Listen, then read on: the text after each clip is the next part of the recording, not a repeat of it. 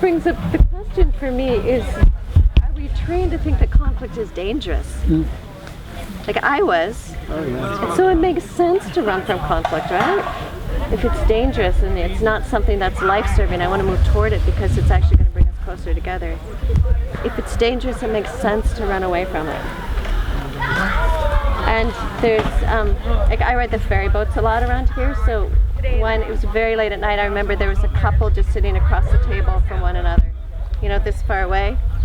And they were talking so loudly that everyone on the boat could hear it. One got up and started going around the boat and the other followed.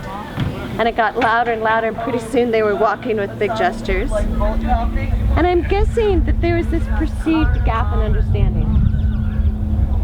And in order to cross that gap, they had to talk louder with this effort to, maybe if I talk louder, maybe if I talk faster, maybe if my gestures are bigger, you'll get it. It's that attempt to cross the gap in understanding.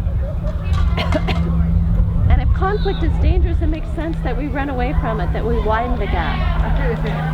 But if widening it means that we need to use bigger gestures and start dropping bombs or using guns or weapons, then we actually increase the danger by running away from it. And if we can lean toward understanding and connection, then we actually increase safety. Because my experience in the past in many cases has been that when conflict arises, I actually experience complete disconnect. And if conflict is arising in the relationships that I most cherish, or the issues that I care about the most, then I'll do everything I can to avoid anything that will separate us. So I really want to find ways to work with conflict that actually bring us together.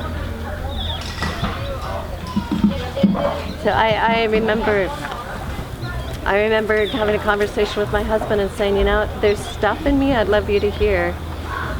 And my intention is not to stimulate more pain between us, but to bring us closer together. I really want you to hear that. And if you hear any criticism in what I'm saying, please stop me. It's not my intention.